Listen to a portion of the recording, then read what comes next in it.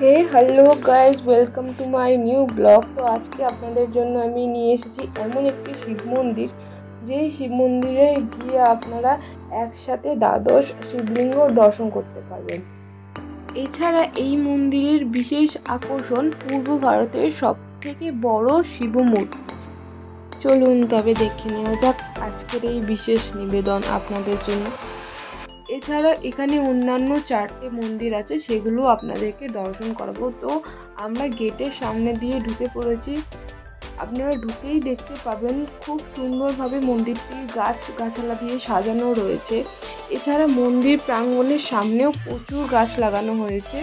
তো দেখুন, আমরা মন্দিরের রাস্তায় প্রায় চলেই এসেছি। মন্দির আমাদের দেখা যাচ্ছে। দেখুন এত সুন্দরভাবে সাজানো হয়েছে মন্দিরটি।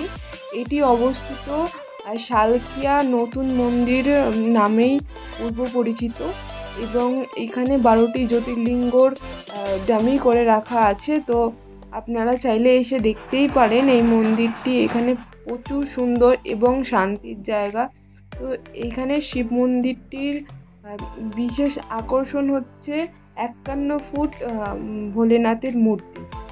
কথা বলতে বলতে আমরা মূল মন্দিরে প্রবেশ করেছি। ইনি হচ্ছে বাবা বঙ্গেশ্বর মহাদেব।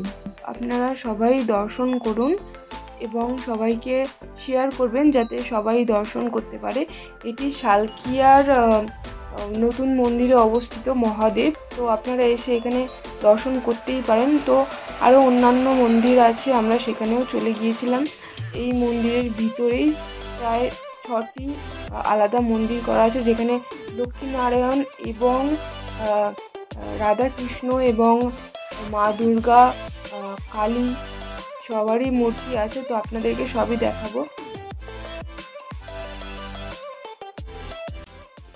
এই হচ্ছে সেই বিশেষ আকর্ষণ, 51 ফুট উঁচু মহাদেবের মূর্তি।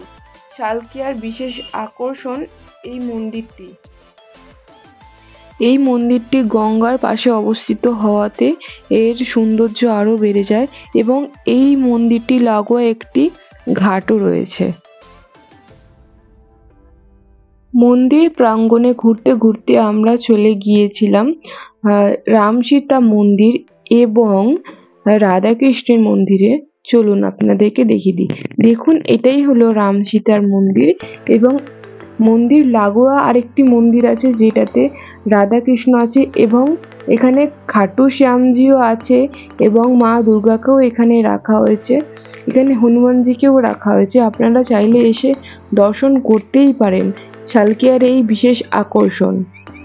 এই মন্দিরটি খোলা থাকে সকাল 5টা থেকে 12টা এবং বিকেল 4টে থেকে 8টা অবধি। প্রতিদিনই খোলা। আপনারা চাইলে এসে ঘুরে যেতেই পারেন শালকিয়ার এই নতুন মন্দিরে। এখানে 12টি জ্যোতির্লিঙ্গও বানানো হয়েছে, কিন্তু সেটা মেনটেনেন্সের কারণে বন্ধ রাখা হয়েছে। এই 51 ফুট শিব মূর্তিটা এবং 12টি জ্যোতির্লিঙ্গ 2019 সালে উদ্বোধন করা হয়েছিল, এবং এখন 2024 চলছে। তাই বহুদিন হয়ে যাওয়াতে এটা মেনটেনেন্সের অভাবে এটা একটু প্রবলেম দেখা দিয়েছে। তাই জন্য এই 12টি জ্যোতির্লিঙ্গ এখন দর্শন করা বন্ধ রয়েছে। তো তোমাদেরকে আমি পরে অন্য কোনো সময় এই 12টি জ্যোতির্লিঙ্গের দর্শন অবশ্যই করাবো। এই ভিডিওটা যদি বন্ধুরা ভালো লেগে থাকে তাহলে প্লিজ সবাই একটু লাইক সাবস্ক্রাইব করে দেবেন, এবং আপনাদের প্রিয় বন্ধুবান্ধব এবং আত্মীয় স্বজনের সাথে এই ভিডিওটা শেয়ার করবেন। এবং এখানে প্রচুর মা বোনেরা আসে, বিকালবেলা ভজন কীর্তন হয়, এবং এই মন্দিরটির সংলগ্নে একটি হলও আছে, যেখানে ভগবানের বিশেষ কীর্তন করা হয় এবং বিভিন্ন অনুষ্ঠানের আয়োজনও করা হয়। তো আপনাদের যদি ভিডিওটা ভালো লেগে থাকে প্লিজ সবাই একটু লাইক সাবস্ক্রাইব করে দেবেন। আর আমি আপনাদের টিয়াশা।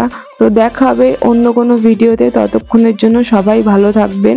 আজকের মতো ভিডিও এখানেই শেষ। তো টাটা, সবাই ভালো থাকবেন অ্যান্ড প্রচুর শেয়ার করবেন।